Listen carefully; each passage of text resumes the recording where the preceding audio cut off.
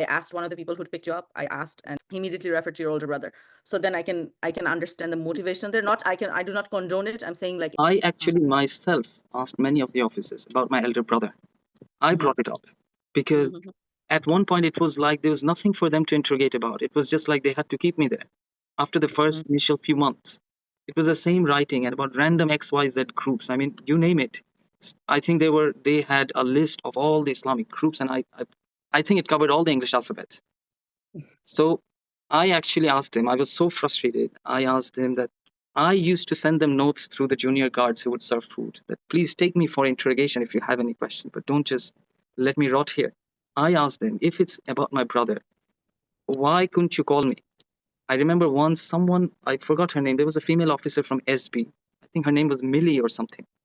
She just sent a message to my mother that we want to talk to Tehzeeb. This was back in 2011, related to his brother and nothing. And I was the one who actually said, no, she gave an appointment. I want to go and meet her.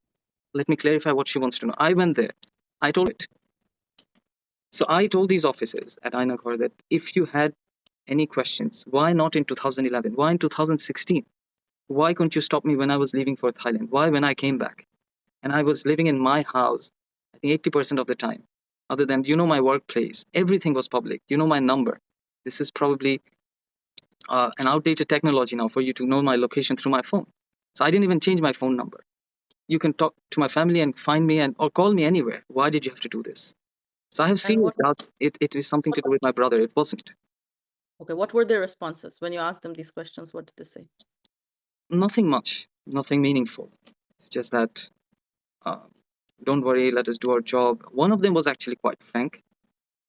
One of the officers, slightly aged and polite, but he would actually call a spade a spade. He was quite direct. I mean, he wouldn't stop short of criticizing his own people when he felt that this was not the way. So he actually told me back in 2017, Ramadan, yes. He said, look, this is a very bad place and you're just stuck in some sort of bureaucracy. And then that's when I was confirmed this must be a military thing, because the way he said, we work here like robots. That's what he said. He said, if you leave this place, I advise you, first thing you should do is write a letter to all the agencies, make your thing public, tell everyone. And if you can, travel to one of the Western countries or European countries where at least they have some human rights. In our country, so you're just stuck in something, I can't help you. This is something one of the elder officers said in 2017. But then in 2019, right before I was released, one of the other officers who I didn't trust, he kept on recording my speech. He said, tell me everything. And he said, and then he recorded it again and he said, say this like the way I'm telling you. He repeated this a few times. And then he said, if you get out of this place, never ever disclose about your case in the social media or anyone. Keep a completely low profile as if you don't exist, and then you'll be fine. That was like threatening. I have serious doubts that maybe some Chhatruli people were there, because their line of interrogation was very different. Nothing to do with what these officers would ask. They were more like Hasina and all of this. If you say anything against her, they would start cursing you. And some of the questions were even like this, it didn't match with the other questions of these officers. Sometimes they would send the guards with a paper to do a write-up.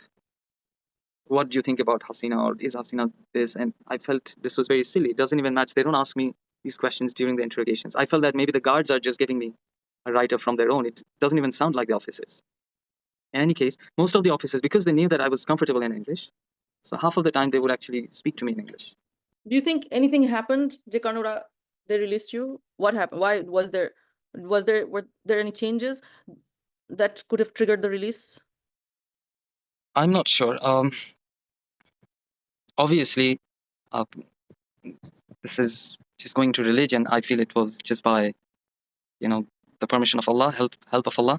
I mean, that's something I believe in personally, because probably my prayers became stronger towards the end of time. Yeah. One of the medical officers? One of the officers, in fact, but he was surely quite, well learned about medical science as well. So he was telling me that your body shows that you're now losing muscles. You're starving, so you're seriously harming yourself. This is not allowed in your religion and all of that. And he was one of the nicer officers. He would always give me religious Islamic reminders. And he was the one who was there with me in the car when I was being released. And he actually told me that, keep firm on your worship. Probably this is what got you out of here. And that is something I'm grateful to him for those. That was helpful, actually. Those reminders. Maybe that was from Allah in that situation. Someone was there to help me. Do you feel that you were being made to participate in a de-radicalization program?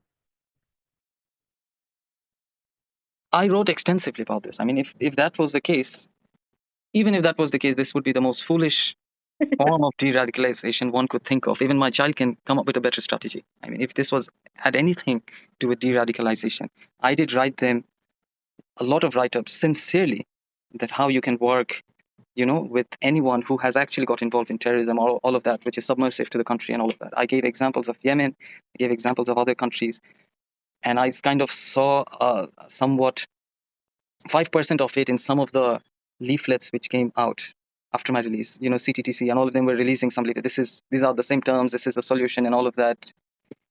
If those were based on my write-ups or some other people's write-ups, probably they just skimmed our writings in 2 minutes and tried to come up with something.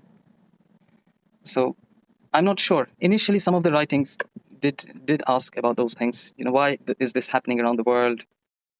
And my line of writing was always like, extremism breeds extremism. If you're extremely intolerant to something which is not militancy, it's basically another view of life, a way of living.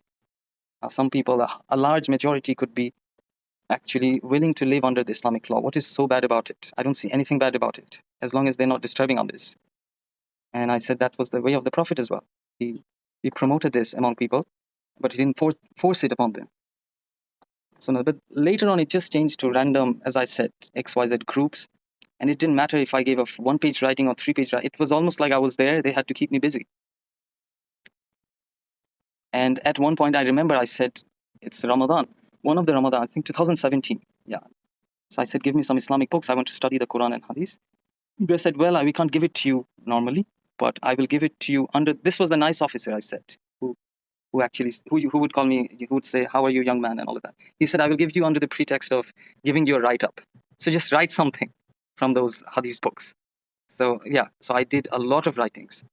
One of the officers asked me, how did you learn Arabic? And so I told him, this is how I learned Arabic. This is how I did my diploma. So he actually made me write an entire course book on how to learn Arabic. So it's almost like if those papers could be used, I would probably get a degree or something. The thousands of paper I've written while I was there. But coming back to your question, if it was something to do with de-radicalization, it was a very bad way of, trying to achieve. Why do you think it was bad? I wouldn't call it de-radicalizing. I would actually call it, it's actually, they would take normal people there. And they can actually, I wouldn't be surprised if they're successful in radicalizing that person. You understand it? You can take a normal person there. This person will come out and say that I want to join that group. This is what will happen. And these write-ups, they would give you instructions. Like would these be like verbal instructions or in writing? Je etar bishoy lekhen or what? Yeah. Initially, an officer would take you for interrogation, and at the end of it, she or he would say that I want you to write this entire thing in a write-up. So this is how we'll give all the instructions. But later on, as I said, when they were not calling me for interrogations and I was getting sometimes a guard would come with half of a sheet of torn paper and just say something, write this, and a question would be very foolish as well. Hasina Shambon সম্পর্কে আপনার ইয়ে কি? And sometimes I would actually write the answer with full of sarcasm. So that, but probably no one read it. So that was what was going on. Towards the beginning, when people would read your answers, I'm certain that it would be read. Did you ever get get any of it marked back? Did anybody sign anything? Did you? No. But they would always say your writing was very helpful. It made us see a lot of things, and yeah, they would always appreciate. It was only that young officer, the one I said was thin, dark, with a trimmed beard. I couldn't see his face properly, but I saw from under the blindfold. This was the one who would always, curse and be abusive.